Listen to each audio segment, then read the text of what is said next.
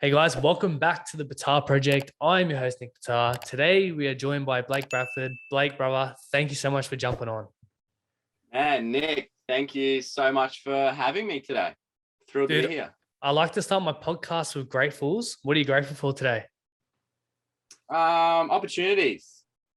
I was having a conversation last night with a friend, and she asked me what's your word of the week, and we're talking a little bit earlier, and the word for me was opportunistic. So today I'm grateful for opportunity to be on here, share my thoughts and my ideas and my story, and yeah, thanks for that opportunity. That's it, bro. There is so much opportunity out there once you open your eyes, eh? Mm-hmm. Oh yeah. It's an incredible world we live in if you keep your eyes open to opportunity. Now, most people know you as Blake Bradford, but you go by Yaboib. What is all that about, bro? Yeah, that's a great question. I come out of a relationship a couple years ago, and I was sort of just finding myself, and in that journey I was always had a pretty strong mindset, and it was it was probably nearly exactly 2 years ago around this time, and I started doing a morning message on my social platforms. And I just started off, oh, it's your boy B coming at you live with the morning message.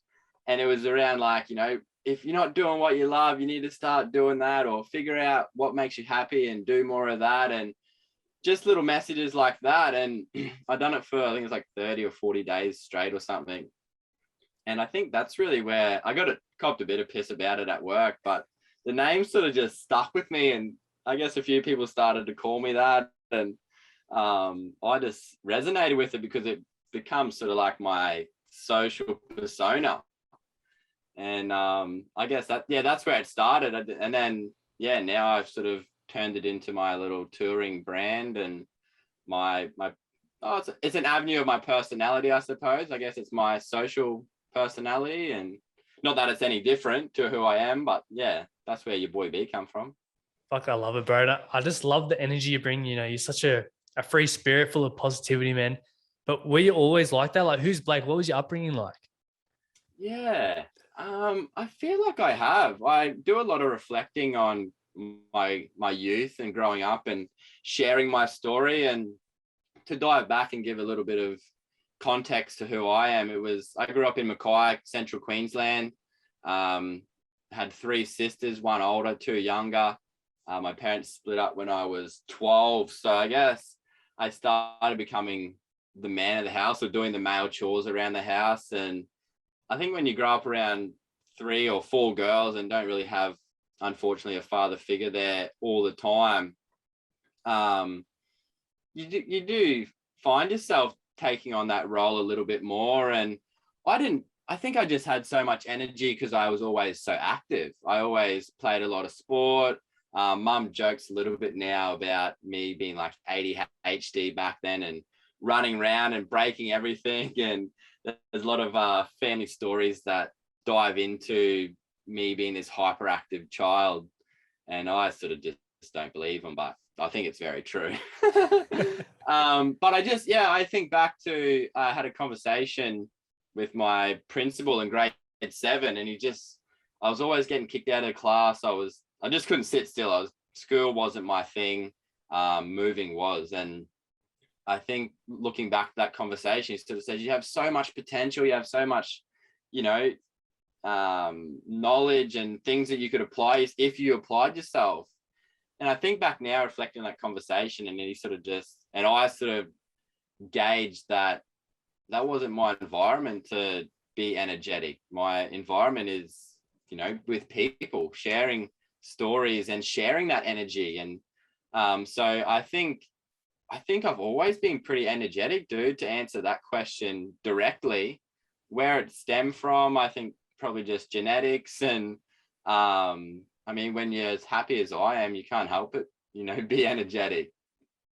I love it. And it's affectionate, bro. Like everyone you talk to, you spread that positivity and that happiness, and bro, it makes everyone's day. And fuck, it's so good to be around people like yourself because it is energizing.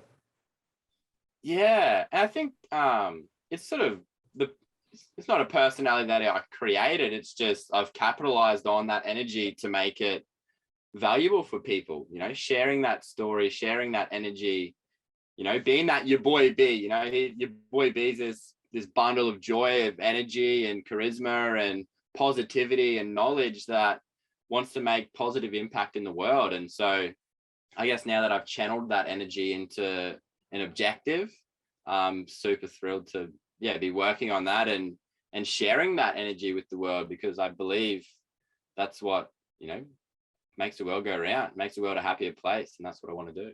Exactly. I mean, we need a lot more of it, that's for sure. Yeah, it's I used to have a bit of a title out at work called Mr. Morale.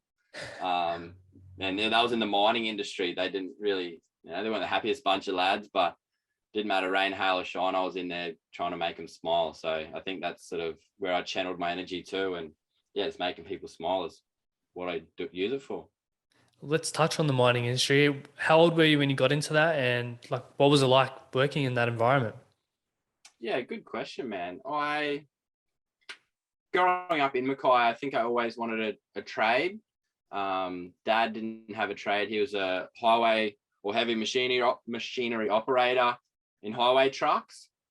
So I didn't really want to go down that route. I guess I didn't, like I said earlier, I didn't really have the skill or the patience to sit through university. And my best friend, I think this is the reason, my best friend's dad was an electrician, and we always had a good connection. And I thought, well, he's lucky, he's happy and cruisy, and they got a good family and stuff like that, so maybe that's what I want to do. And I ended up getting an apprenticeship as an auto electrician out of school, and the apprenticeship was in town, so I worked on anything from floor sweepers to your civil gear, making roads and stuff like that. So it's quite diverse in my knowledge and things like that. But I always just wanted to get out to the mines, whether it was for the money or for just, working on big equipment. It just excited me. So when I became a fourth year, I got the opportunity to head out there and start that career, or that aspect of that career. And so I was in the mining industry specifically, or on site, for 4 years. So I was 1 year with my employer, so when I done my apprenticeship with, and then it wasn't too late after that, about a year in of being a tradesman, I started my own contracting business that I ran for 3 years in there. And I had a great experience with the mines. As much as I talk about it a lot, because there's a lot of people up there, unfortunately, or in that industry, unfortunately, and we spoke about this last week, and they get caught up on the materialistic stuff. They get caught up on the money, and I call it a dick measuring competition.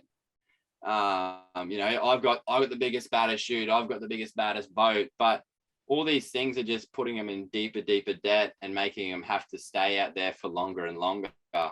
Meanwhile, their relationships are suffering, their families are suffering. They're going through divorces and getting in new relationships and thinking it's going to change, but they're still doing the same thing. And when I realized through my separation, was one of the contributing factors to that was what in the worst case was my work ethic. I was never home.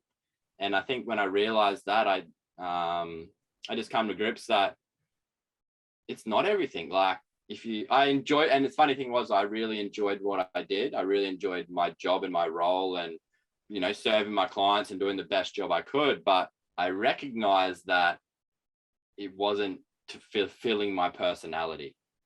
It wasn't fulfilling who I was or the potential that I thought I had, and it wasn't making me happy and fulfilled anymore. And I think, and that was what was so funny was, I say this often, was I was the happiest person in the Bowen Basin. So in the mining industry up there, like hands down, I was the happiest person out there, and I'm the one that left. And that to me is like, I'm in tune with what matters to me. And there's so many people there that they just get fixated on that dick measuring competition. I got the biggest, baddest, nothing. You're unhealthy, you're in shitty relationships, you don't deal with emotional trauma correctly or at all. You drink every night. you're in a bad position, dude. And I think it motivates me a little bit to get back up there and help those guys out, because yeah, it's a vicious industry, and just because of the money focus that's there. And why do you think people fall into that cycle of, you know, working a job they hate to make the money, to then buy shit to impress people they don't really fucking care about most of the time? Judgment. I think it comes down to judgment. And self-awareness. They don't know what it feels like to feel fulfilled. And they think that these materialistic things, these momentary things or monetary things, are going to bring them that fulfillment, but it doesn't. It just doesn't. And I think the judgments is such a powerful thing, and they care about what other people think.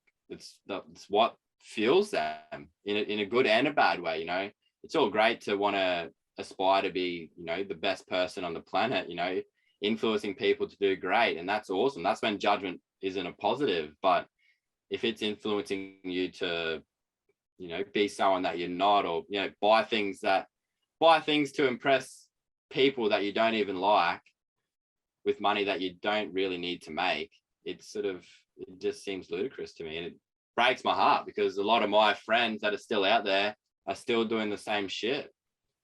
Yeah, it is sad. I'm not sure if you know or not. Like, do you know the suicide rates in that industry? Are they high?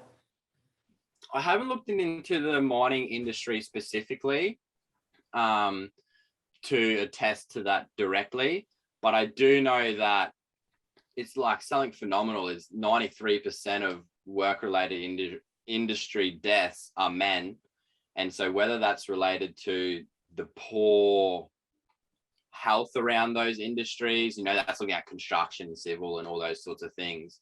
You know, suicide rates through the roof. It's the highest it's ever been. And between 15 and 44, it's the highest killer of males. So unfortunately, there's a lot of that happening. But I mean, suicide's the worst of the worst. It's all the other, you know, we talk about in mental fitness, that mental health line. It's all the dudes that are, or people that are living between that suicide and that mental health, you know what I mean?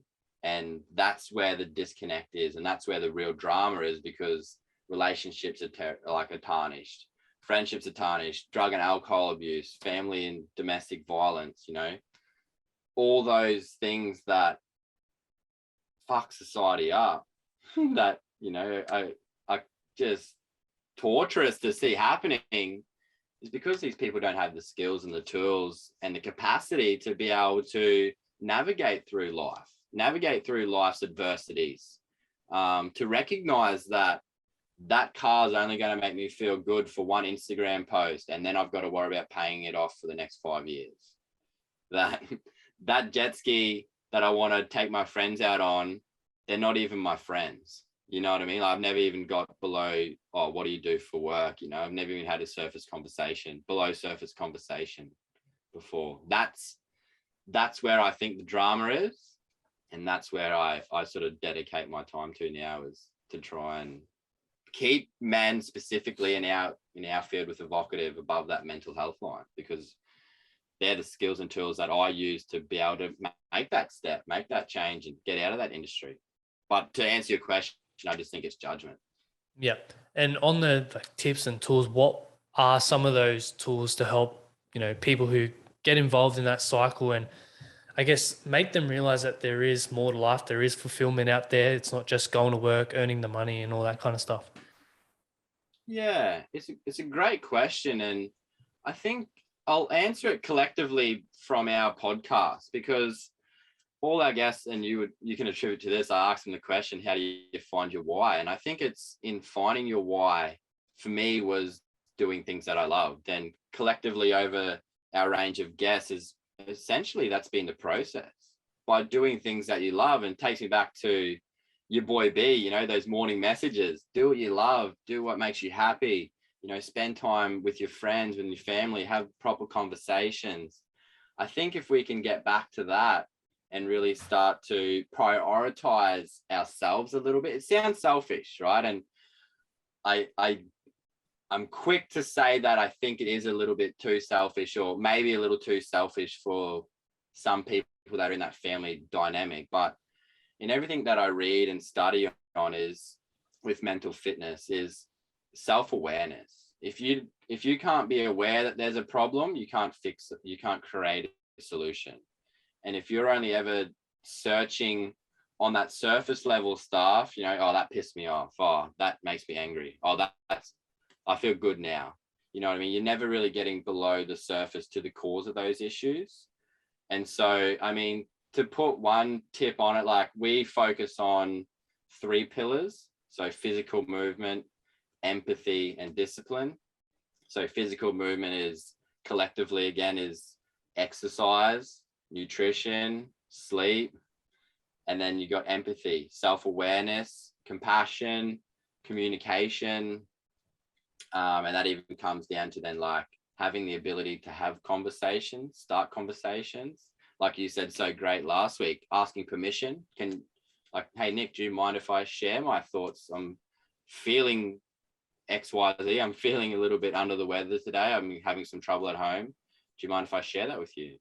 You know, having even that tool, that skill, and I guess that power to be aware that you're suffering at home, you know, to have that power and that lack of judgment, you know, or that disregard for being judged for opening up, I think is such a powerful thing. And then we focus on discipline, and so much of what I've researched around discipline is goal setting, especially for men. We need to have an objective.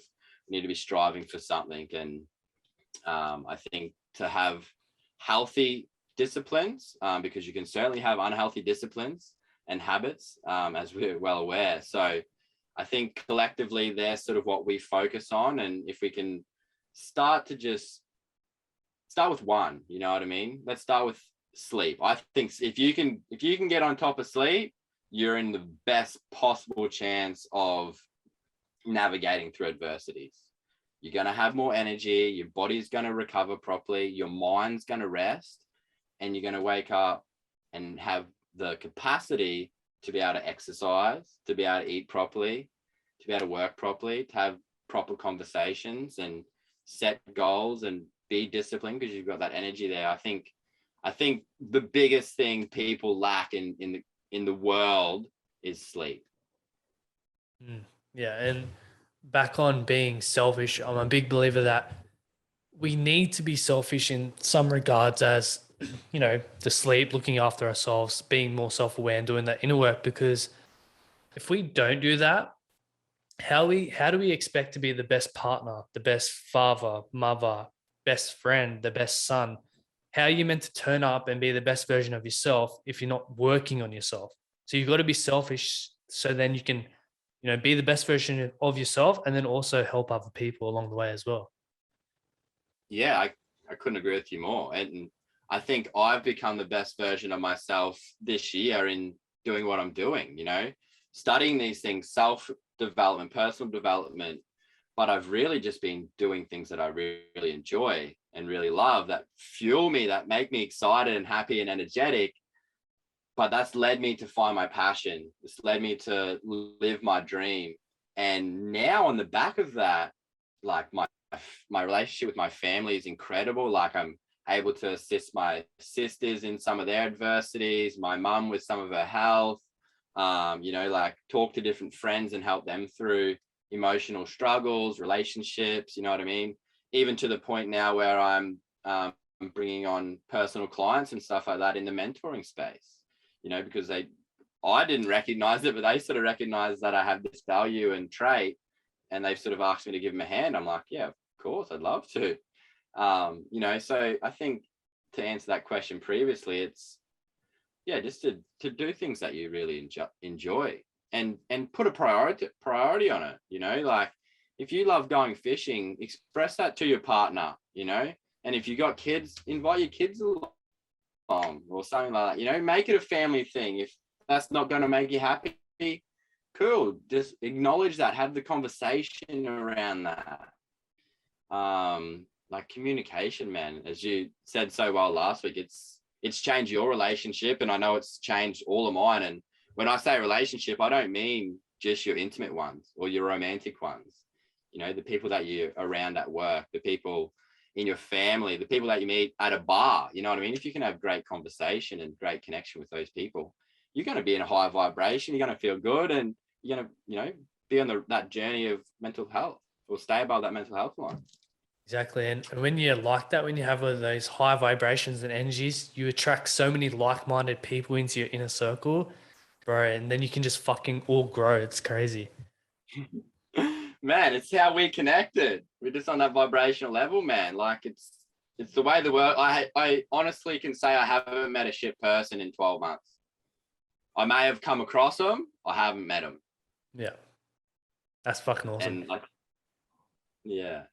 Now, say someone finds their why, they find their passion, and it could be in business or whatever, but they want to take it full time and they're currently working a job that they're not passionate about. How do they make that leap into following their passion? Yeah, it's the really good question. And my answer would be, and from my experience, would put things, I call it the calendar method. Whether it's been invented before, I think it's pretty much just writing goals and putting a deadline on them. But I put, put a bit of context on what I had done. I was in that mining business or contracting business until the end of 2020. But at the start of 2020, I decided I was going to go full-time into Evocative, which was a clothing label when it first launched, and now we've developed it and transformed into a men's health brand and focusing on that mental fitness. And I decided that happiness was how I measured success. And so for me, it was like, well, I'm not getting that happiness from that other experience, from that other contracting business. I want to do it with Evocative. And to come around to answer to your question was, I put steps in place. I recognized, and when I say put steps in place, I set goals. I recognized that I couldn't buy a van tomorrow and just like sell my house. I couldn't do everything in a day. You know what I mean? It was progressive. I recognized that I wasn't going to be able to do it in 6 months. And so I realigned my goals and put some more calendar dates in and kept working towards them. And I think it's what something, or a lot of people get fixated on, is the end goal. And they forget that there's stepping stones towards that goal. They forget that there's a process and a really exciting journey that you embark on. And I call it the calendar method because when you set a goal for a holiday, you pick a date that you can get time off, your boss approves, and you know you can save enough money by then, and you book it in, and the rest of it you figure out along the way. You know what I mean? It's that after you book that day or pick that date, you start figuring out what tours you're going to do, where you're going to stay, you know, what flight details are, you know, what spending money you're going to need, what shopping you want to do, all the little formalities. And that's part of the journey. And that's the exciting bit. You know, sometimes people go back from a holiday and like, oh, it wasn't really as good as I thought it would be. It's because you've had this incredible journey where you've just like, all this excitement's just been peaking and peaking and peaking for that experience. And that's what life's like.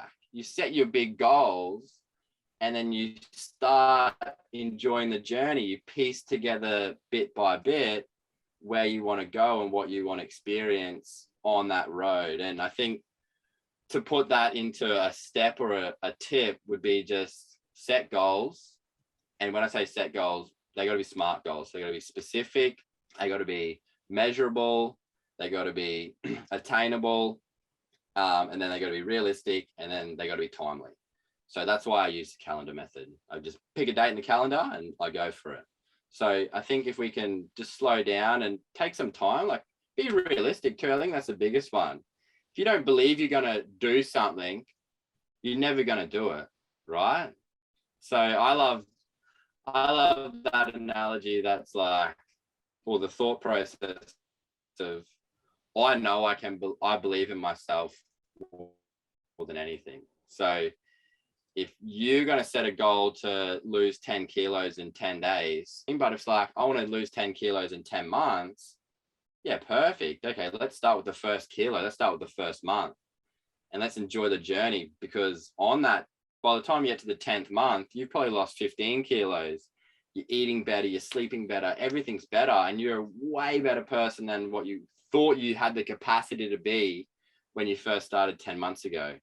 So I just reckon pick a date, write it down in a calendar, set reminders along the way. And like for me, I'd set little stepping stone calendar dates that I needed to achieve things by. And yeah, that was really successful for me. And you mentioned a keyword, belief. Now, I think that's the most important, because yes, you can set these goals, you can plan it all out, but if you don't believe in yourself, you're not going to achieve it. And I'm personally on that journey now of, wanting to transition into my passions full time. And for so long, I didn't believe in myself. And now this year, getting that self-awareness, learning about myself and finally starting to believe in myself, like it's such a fucking good feeling when you're confident and you just believe and you know, to just trust in the process. You know you're going to achieve what you want to achieve, but you just got to keep putting in those reps every day and you'll fucking get there, eh? Yeah, and you do, man. And I think that's one massive trait of being mentally fit, is having the skills and the tools to believe in yourself, to be self-aware, to know who you are and what you're capable of. So I think if we can acknowledge the importance of self-awareness, of knowing where we are, and like I do it now with my clients, and evocative as well, is recognizing where you are right now. Like, Nick, you're here, you want to go full-time into a podcast and into mental health and workshops and stuff. Okay, that's B. Let's start looking at the things in the middle that we can start piecing together.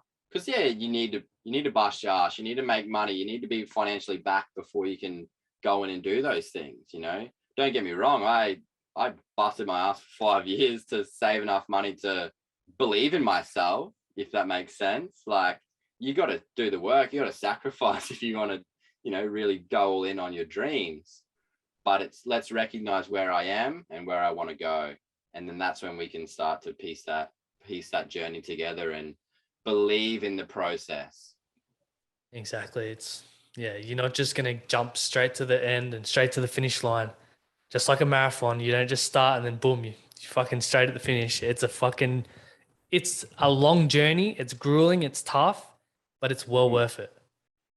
Yeah, and if I can share a little a journey in that regard for running, like we've done 100Ks this year in April, and I talk about it a lot. It's my proudest day of my life, and we've done it for mental health, and I found my why on that day, and it was something that I made the boys think about before we left, and they all gave me their whys before we left, so I could share it with our audience, and then recall on that when they were hurting.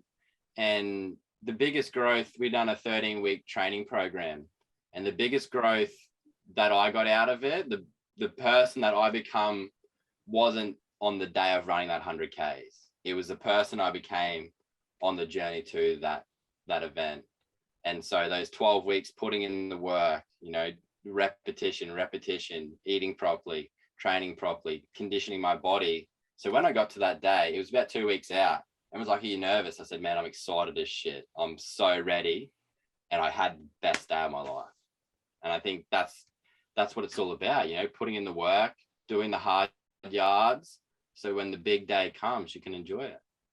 You said you found your why. What is it? Yeah. My why is helping people. I want to make people live happier and healthier lives, because I've seen it. I've seen the results of people not, I've come from a broken family. I've seen divorce. I've seen mate suicide. We had 6 mates in 6 months, 6 mental health issues. You know what I mean? I had family members suicide. I've worked in the mining industry where, they're caught up in that materialistic bullshit. And I recognize now that it's not about awareness. It's not about, are you okay? It's about, for me, it's about giving the tools and the tips to be able to stay above that mental health line. And my why is, it's that. And I guess a more personal one is my relationship with my dad. I guess I've lost that to his mental health or his lack thereof, and his skill set around empathy and self-awareness. And I mean, he doesn't have any physical movement and not much discipline at all either. So I guess that to me fueled me to want to invest in myself, to learn the skills, to hopefully be able to rekindle that relationship and to be able to save him. And then certainly to educate others on how to avoid that, certainly for young men like ourselves, and, even the older generation, but certainly the younger we can start, focusing on and educating around those facets, then I believe that's where I can make the most impact, and Yaboib can really share that positive energy. You're definitely doing it, man. And you mentioned your dad. Now, you said your parents split up when you were young. He wasn't quite around. One, how did that affect you growing up? Or like, did it?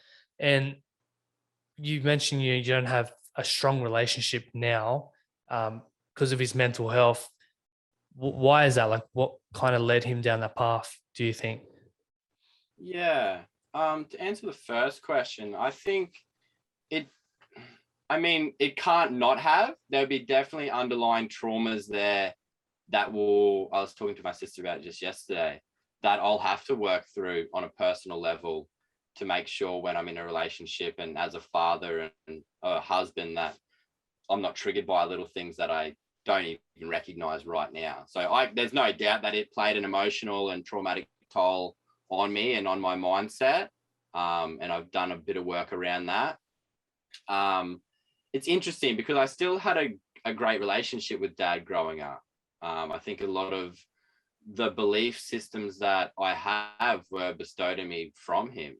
Shoot for the stars, chase the castle in the sky. You can do it if you believe it. And unfortunately, he just didn't live up to the messages he was saying. But I believed him and making the most of it now.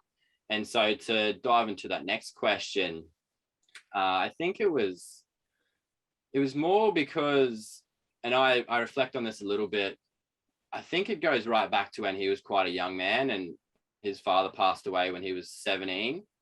And for anyone to lose life at that age, let alone it be your dad and your best mate, I think is going to take a massive toll. But in that era, and whether it was through circumstances or just society, he never dealt with those emotions. And I think just continued to mask them over the years. And as other things come about in his life, he just got better and better at avoiding dealing with those emotions. And now they just are all too consuming. And I think that's why I just want to get really, really good at those skills to be able to ask the right questions. And I'd love to be a psychologist. I just don't think I have the capacity to sit through a 4 or 5 year degree.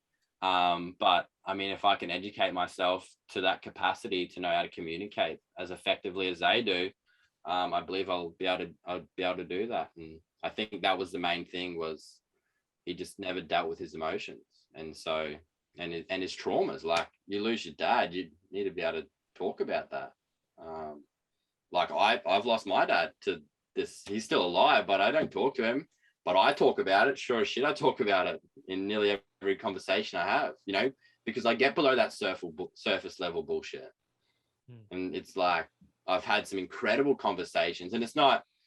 I kind of think it's definitely not funny, but it's interesting to recognize the conversations I have now, that because they're so below the surface, I'm getting so much great advice, and just having conversations about, how was your upbringing? What's your story, Nick? Tell me about yourself. And then, how does that make you feel? You can navigate through those conversations and you get below the surface quite quick, like only 2 or 3 questions. And then you're talking about those sort of things. And yeah, I've got some great advice just from sharing my story, and people are going through similar shit. That's what's crazy. So if I can show my vulnerability and, grow as an individual from doing that, and, if that helps someone else, then yeah, do it to the day I die.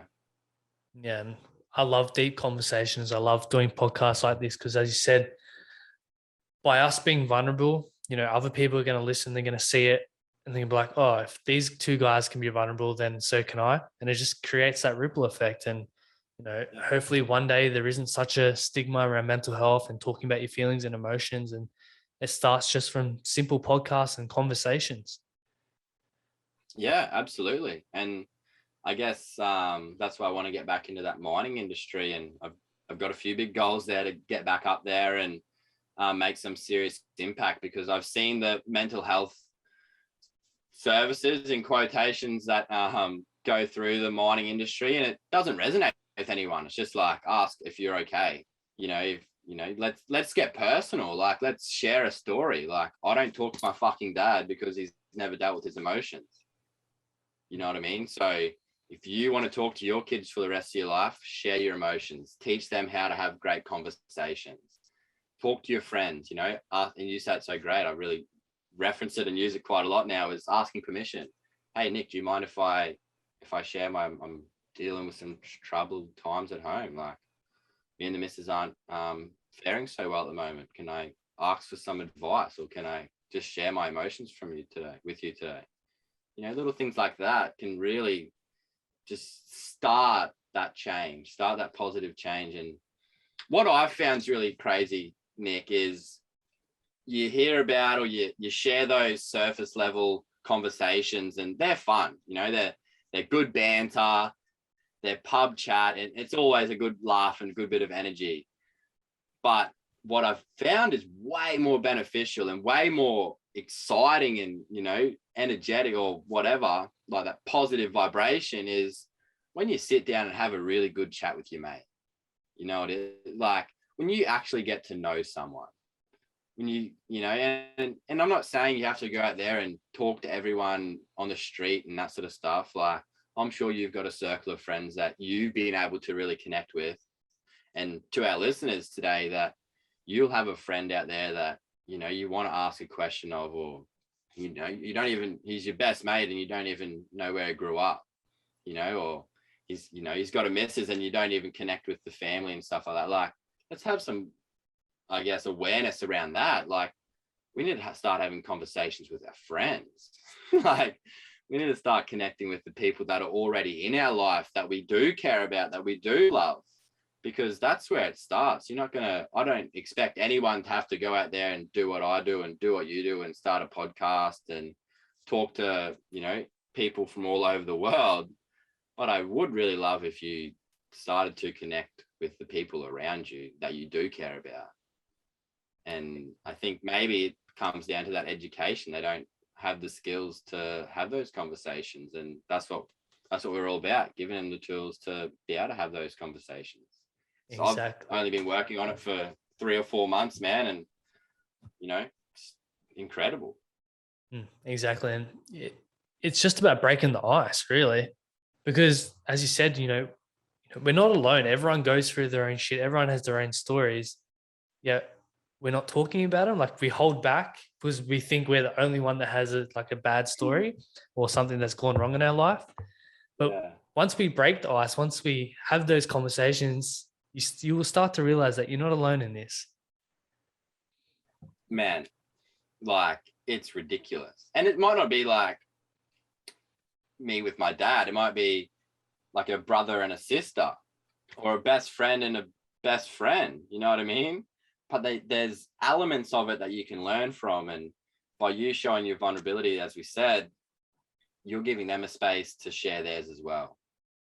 And I really just love what you said. Yeah, that asking that permission to share. I think it's such a powerful tool. But to have the confidence to do that, it's a process. But it's a process that's changing, and I like to think of it as the conversation's being started around mental health. Let's start that conversation. I think it started. It's about continuing that conversation now. Onwards into 2022. It's about being able to continue that conversation, because are you okay day? They're great. Are you okay? It's like in the mining industry, it's a piss take. It's a barbecue. You know what I mean? are you okay is a fucking serious question. And you can sometimes expect a very serious answer. And you've got to be ready to be able to have that conversation. So I think if you want to continue that conversation, you need to start working on a few things personally, around the mental, we call it mental fitness, mental toughness, mental strength, mindset, habits. You need to start educating yourself on those things, because that's how you continue the conversation. And I believe, and we believe at Evocative, that that's the way that we start to reduce suicide. We reduce, when you think of it broadly, domestic violence, if you've got the capacity to have open conversations with your partner, you're probably not going to have so much aggression built up. You're not going to have drug and alcohol abuse because you're physically active. You're not suppressing these pains and emotions that you've never fucking dealt with. You know what I mean? Like, all those facets, all those social issues come back to your mental capacity, I believe, anyway.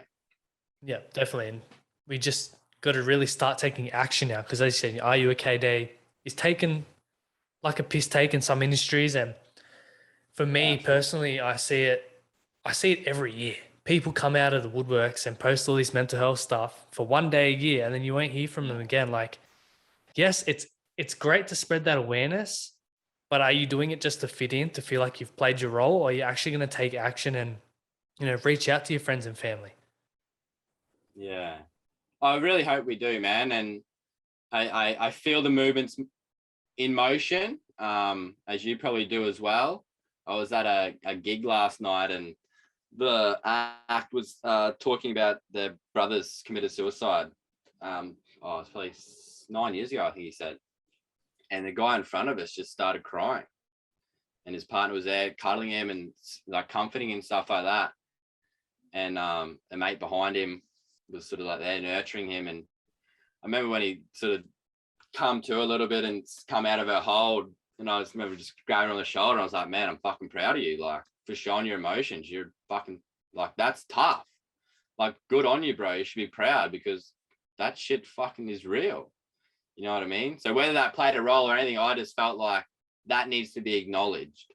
You know what I mean? That shit's serious, and we need to be talking about that. We need to be, putting that sort of shit on a pedestal. That's toughness to me, is sharing your emotions, showing your vulnerabilities. And I believe that's how we can start to break the ice and change that stigma, as you said. Definitely agree with that. Now, Evocative, you said it started out with the shirts. Is that the shirt you're wearing? One of the Evocative ones? Yeah, man. Yeah, this is Patent X. Yeah, she's in-house design. Yeah. Fucking very out there, that's for sure.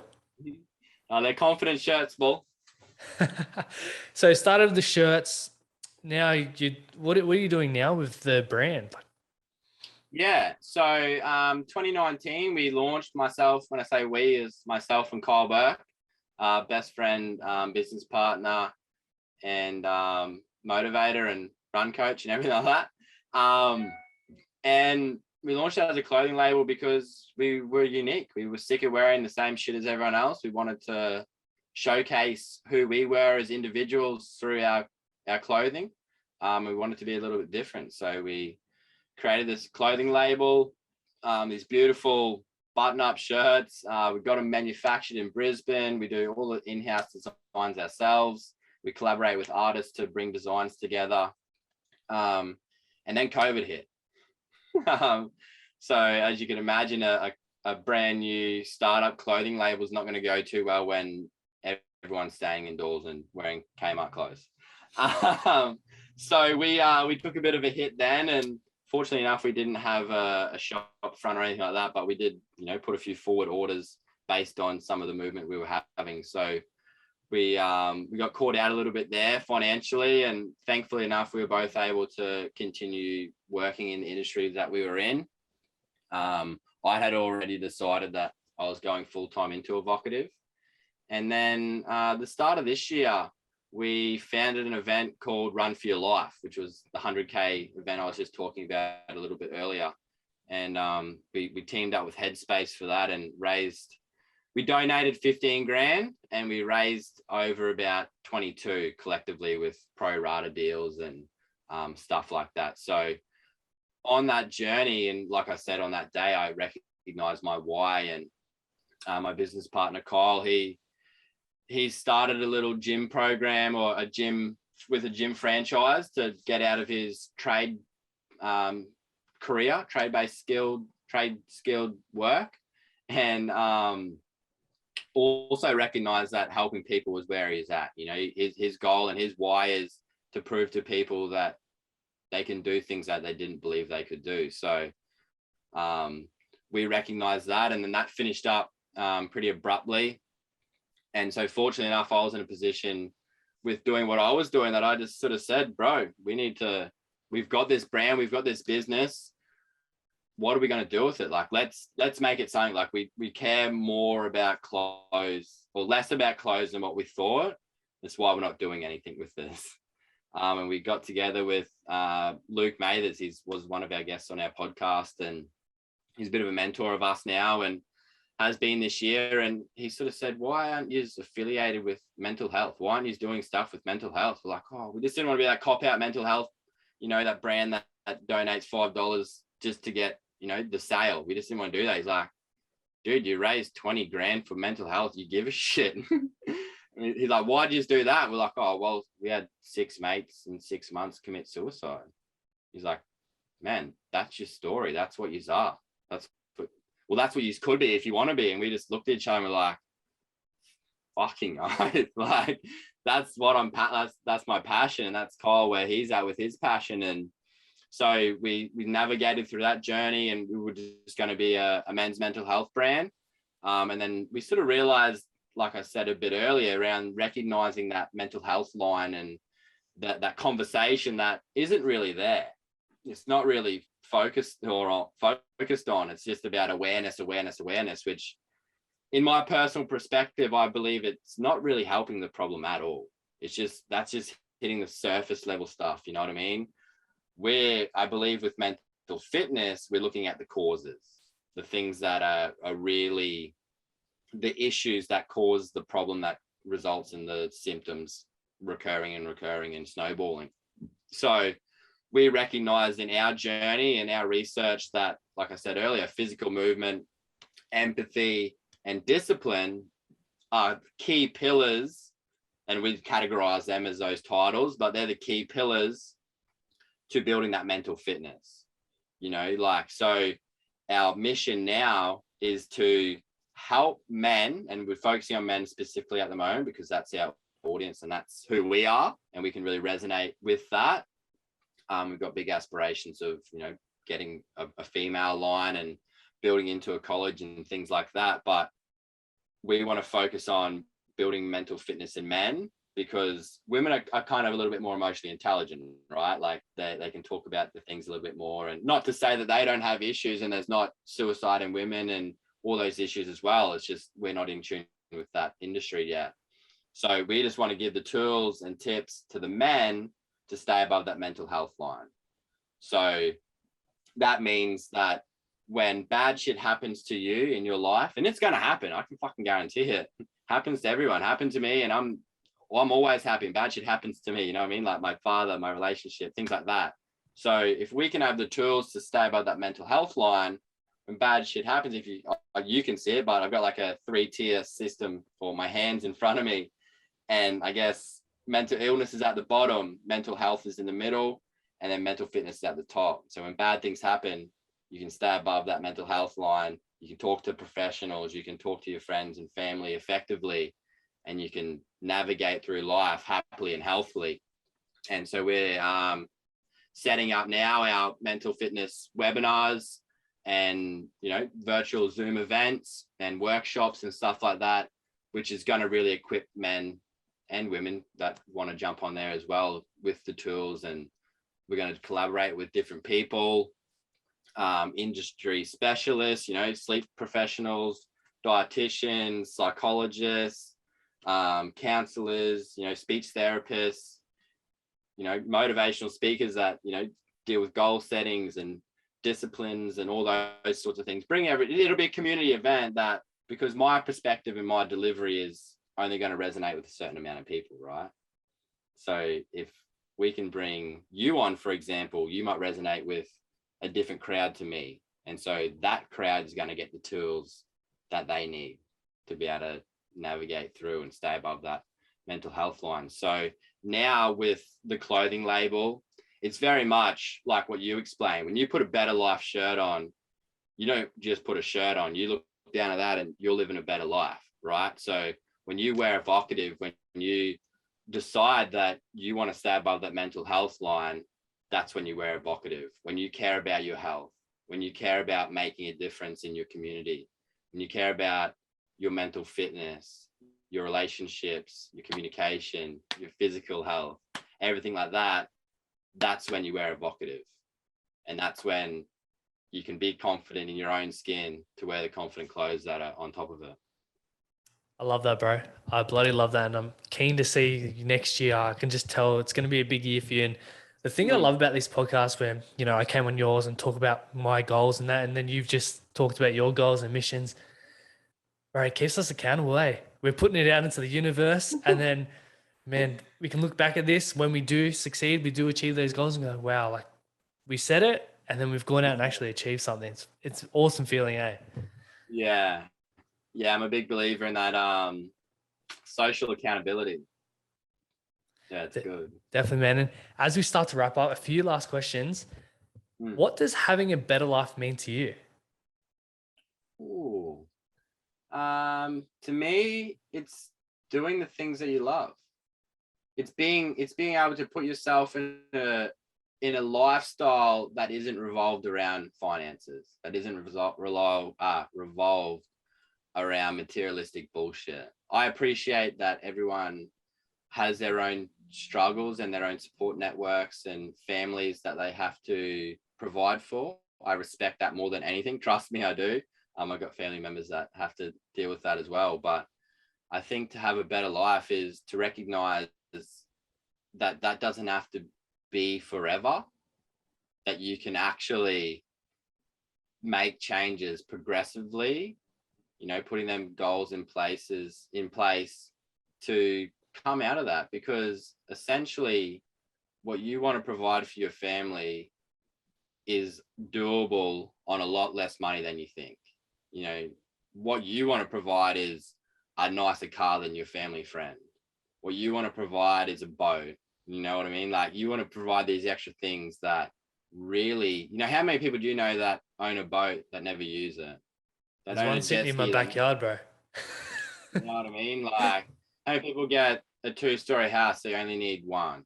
They get the double shed put in to put a boat in that they don't use. You know what I mean? How much money are we really wasting on shit that we really don't need to impress people we don't even fucking like? And I think to have a better life and, you know, put the Better Life jersey on every single day is to recognize that you don't need the materialistic shit. You don't need as much money as you think to live a happy life. If you can earn 50 grand, you know, and do what you love, and you can go home to your wife and kids every single night and have a decent meal and a nutritional meal and have a comfy bed to sleep on and go out on the weekends and explore nature and do things that you really enjoy, and you're not peaking out, you're not stressed, you're not waking up at 4:30 in the morning, going to bed at 9:30 at night pissed off because you got to do that because you got to do it in quotations, man, your life will change. I gave away $500,000 a year to start at zero to focus on my passion.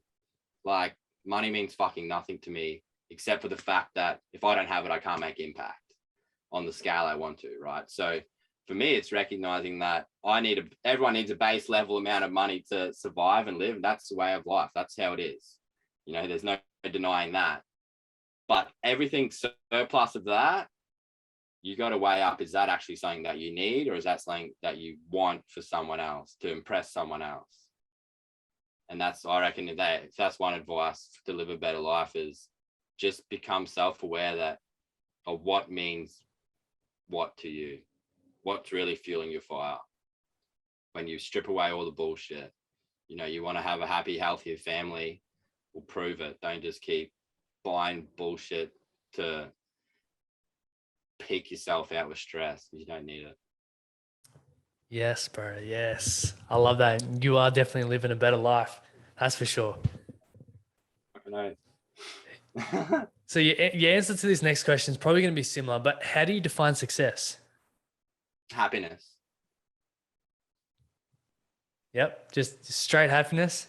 Straight happiness, man. If I'm not happy doing what I'm doing, and like you said, if I get down the track in 12 months, 2 months, 2 days, and mental fitness journey and doing what I'm doing doesn't fill my cup, I got the humility to change, because that's how I measure success. Awesome. And last question. When your time's all up and done in this earth, what would you like to be remembered for? Ooh, that's a good one. The way you've worded that makes me think a little bit differently than what I would have answered. What do I want to be remembered for? I remember to be remembered for change.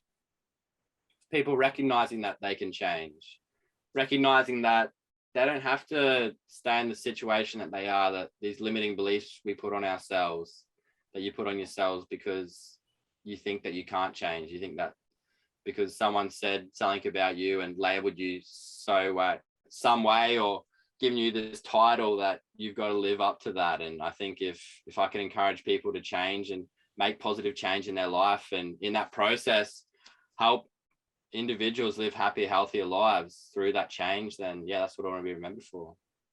Awesome, man. Blake, thank you so much. I've loved this podcast. I really appreciate this chat. And it's great that we actually connected, man. So thank you. Thank you for reaching out to me. This is a great connection. Yeah, I couldn't agree more, man. I'm super humbled to be a part of the Better Life project and share my story with your audience today. And I know I'll be sharing it with mine as soon as it goes live as well. So thank you for everything you do as well, man. It's incredible what you've done and what you're continuing to do. And yeah, I'm excited to stay connected and collaborate on this journey moving forward. Appreciate it, bro. And for all the listeners, where's the best place to find you on social media?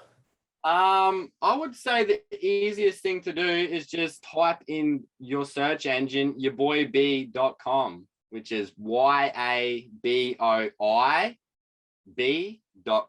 And that'll take you to my link tree, and you'll be able to find everything there, or just type that into Instagram and you'll be able to find me there as well. Sweet. Well, your boy B, thank you once again, brother. I really appreciate it. And for all the listeners, if you got some value out of this podcast, please remember to like, share, and subscribe. And we'll see you guys in the next one. Cheers.